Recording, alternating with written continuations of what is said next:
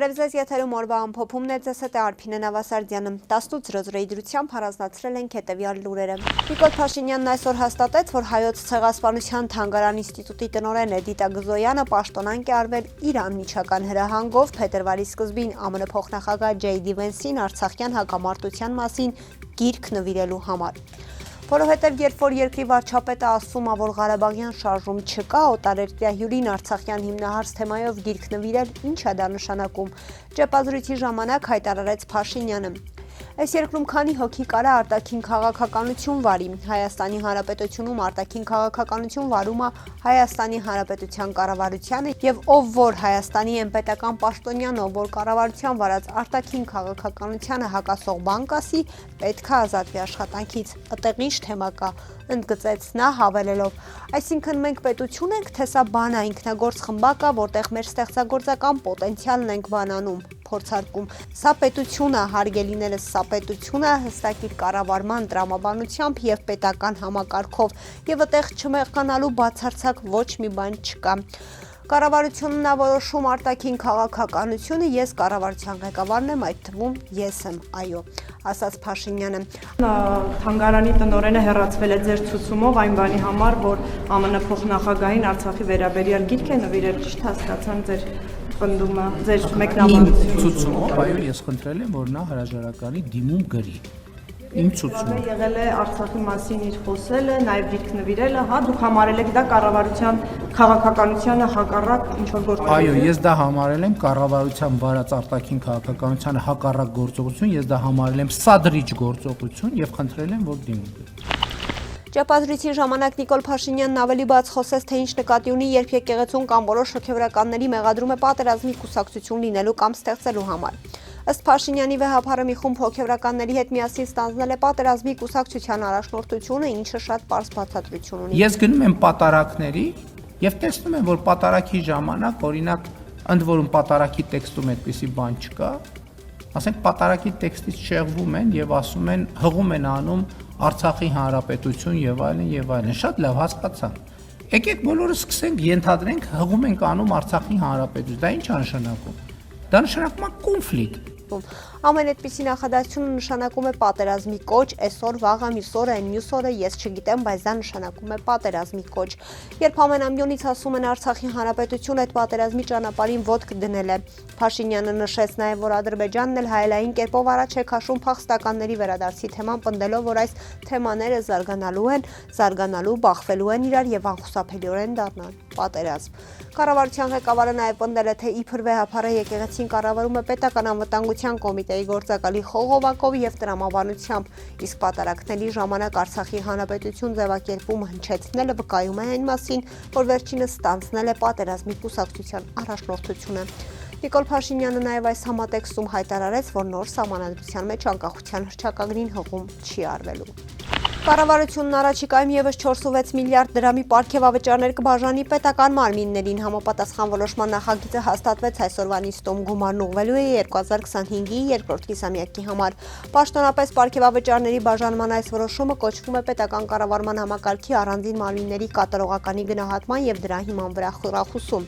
Վերջին խոշոր չափերով պարգևավճարները պետական մարմիններում բաշխվել էին 3 ամիս առաջ, ազգային ժողովի падգամավորների հաշվին մուտք էր եղել 3 միլիոն դրամ։ Նիկոլ Փաշինյանը 2025-ի վերջին ստացել էր 12 միլիոն դրամ պարգևավճար չհաշված աշխատավարձը։ Այսօր կառավարության նիստում նա միլիարդավոր դրամների պարգևավճարների բաշխումը անվանեց պետության հարատևության օրակարգի մեջ տեղավորվող որոշում։ Այս համակարգը արդյունքներ է բերում Հայաստանի Հանրապետության քաղաքացիներին, վստահեցրեց Փաշինյանը, նաև ասաց, որ դա հակակոռուպցիոն քաղաքականության մաս է։ Միլիոնավոր դրամների պարգևավճար ստացած նախարարները, փոխնախարարները, սակայն մինչ այս պահը չեն գաղտնազերծել իրենցից յուրաքանչյուրի ստացած պարգևավճարի չափը, չնայած հայտարարված թափանցիկ, ազնիվ եւ հակակոռուպցիոն նպատակներին։ Նրանք առաջարկում են սպասել ամիսներ անց իրենց կողմից ներկայացվելիք հայտարարագրերին։ Մինչդեռ պաշտոնատար անձանց կողմից ներկայացվող հայտարարագրի ներկայիս ձևը չի առանձնացնում եւ թույլ չի տալիս ամբողջական եւ լիարժեք պատկերացում կազմել միայն պարգևավճարի գծով նրանց ստացած եկամտի մասին։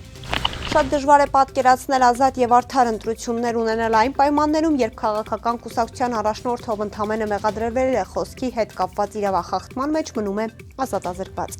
Այս մասին այսօր հրավիրված ասուլիսում ասել է Human Rights Watch-ի նախկին տնօրեն Սարա Լի Ուիթսոնը։ Նա շեշտել է, որ Սամվել Կարապետյանը այս պահին հայտնի քաղաքական կուսակցություններից մեկի առաջնորդը մնում է տնային կալանքի տակ։ Դա լավ տպավորություն չի թողնում Հայաստանի ժողովրդավարության համար ունենալ քաղաքական ընդդիմադիր ներկայացուցիչներ ազատազրկված վիճակում։ Այս ընտրությունը ըստ երևույթին տեղի է ունենում կառավարական պաշտոնյաների անհարկի ճնշման եւ միջամտության պայմաններում։ Չնայած որ դրանք պետք է լինեն անկախ քաղաքական ինստիտուտներ, անկախ կրոնական հաստատություն, անկախ քաղաքական կուսակցություններ եւ անկախ լրատվամիջոցներ։ Այս ոլորտներում վերջին շաբաթվա ընթացքում լսել ենք ծավալուն ապացույցներ, թե ինչպես է կառավարությունը ոչ պատշաճ կերպով միջամտում ու ոչ պատշաճ գործողություններ կատարում։ Առաջին ոլորտը քաղաքական մոտիվացված սերբակալություններն են քաղաքական ընդդիմադիր գործիչների, այդ թվում ուժեղ Հայաստան կուսակցության առաջնորդ Սամվել Կարապետյանի, ինչպես նաև arczepiskoposներ Բագրատ Գալստանյանի, Միքայել Աջապահյանի եւ Արշակ Խաչատրյանի։ Նման դեպքերում այս անձանց ձերբակալությունները եւ այլ քաղաքական մոտիվացիա ունեցող ձերբակալություններն իրականացվել են ոստիկանության չափից ավելի բռնի գործողություններով, մեծաթիվ ուժեր ձերբակալվածներին ենթարկելով հրապարակայնորեն ցուցադրվող չափից ավելի ուժի կիրառման, նախնական կալանքի չափազանց երկար ժամկետներով կիրառությունը մարդկանց մեղադրելով քաղաքական իրավախախտումների մեջ եւ նրանց պահելով տնային կալանքի տակ, նշել են նա։ Հայաստանը հրաժարվել է ռուսական մարդասիրական առաքելություն Եվրասիա կազմակերպությունների եւ Ռոսոտրուդնիչեսվոյի միջոցով արցախցիներին հատկացվող աջակցությունից, որը մեկնարկել էր 2025 թվականի հունիս-հուլիսին ի պատասխան հայկական հասարակական կազմակերպությունների դիմումի։ Ճեպազրույցի ժամանակ այս մասին հայտարարեց Ռուսաստանի Դաշնության արտգործնախարարության պաշտոնական ներկայացուցիչ Մարիա Զախարովան։ Այս ընթացքում օգնություն է ցուցաբերվել հանրապետության գրեթե բոլոր խոշոր քաղաքներում եւ հեռավոր ու դժվարամատչելի համայնքներում ու գյուղերում գտնվող գրեթե 7000 ընտանիքի, մանրամասնեց Զախարովան։ Նա պնդել է, որ Ռուսաստանը նշված տարածաշրջանի մարդկանց երբեք չի թողել առանց աջակցության եւ օգնության եւ երբեք անտարբեր չի մնացել Հայաստանում գտնվող ղարաբաղցիների ճակատագրի նկատմամբ։ Զախարովան ասել է նաեւ Մոսկվան առաջիններից էր, որ մարդասիրական օգնություն ուղարկեց Հայաստան, թեև արդեն այն ժամանակ Երևանում այնքան էլ ուրախ չէին ռուսական կողմի աջակցությունից։ Նույնիսկ պաշտոնական խողովակներով հայտարարվում էր շնորհակալություն, պետք չէ հիմա էլ մերժում են ղարաբաղցիների համար նախատեսված աջակցության շարունակումը, ասաց նա։ Զախարովան նշեց, որ այս ընթացքում մատակարարվել է մոտ 140 տոննա բեռ, սնունդ, առաջին անհրաժեշտության ապրանք եւ մասնագիտացված մանկական հավաքածուներ։ Նա ընդգծեց, որ հիմնական կարիքների բավարարումը թույլ է տալիս, որ մարդիկ եւ Հայաստանի իշխանություններն ավելի շատ կենտրոնանան առավել հրատապ խնդիրների վրա, բնականon զբաղվածություն եւ սոցիալական վերաինտեգրում։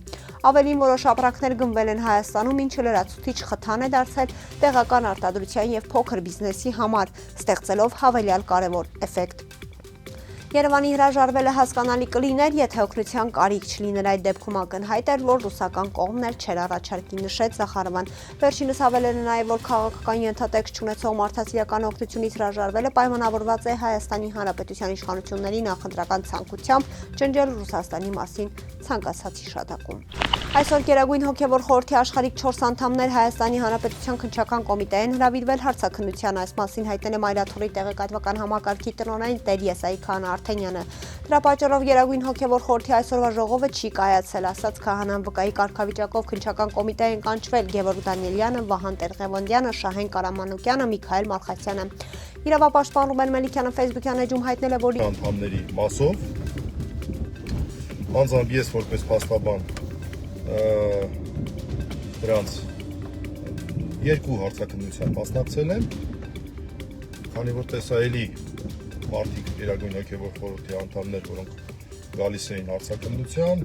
Հրավիրվել են այն նույն ժամին, երբ պետք է ընթանար Գերագույն հոգևոր խորհրդի նիստը եւ ըստ էության սա նույնպես եղել է անուղղակի միջամտություն եկեղեցու ներքին գործերին, որևէ հրատապություն ես չեմ պատկերացնում, ասում է Մելիքյանը։ Նրա կարծիքով իշխանությունները եկեղեցուց ձեռք չեն քաշում եւ շարունակում են իրենց ապօրինի քաղաքականությունը եկեղեցու նկատմամբ։ Փաստաբանի խոսքով առանձնապես էական չէ այն հանգամանքը, որ նրանք հրավիրվել են վկայի կարգավիճակով, սա միևնույն է միջամտությունը եկեղեցու ներքին գործերին։ Մելիքյանը շեշտում է, սա այն նույն քրեական վալույթն է, որի շրջանակում ամենայն հայոց կաթողիկոս Գարեգին II-ին 6 եպիսկոպոսների եւ 1 քահանա մեղադրյալի կարգավիճակ ունեն։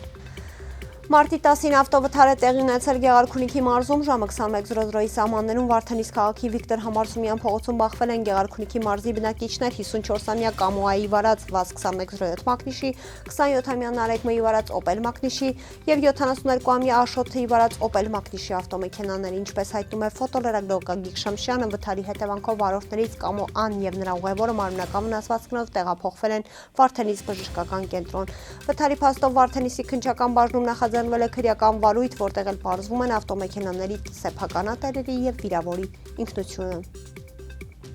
Կհանդիպենք վաղը, առողջ եղեք։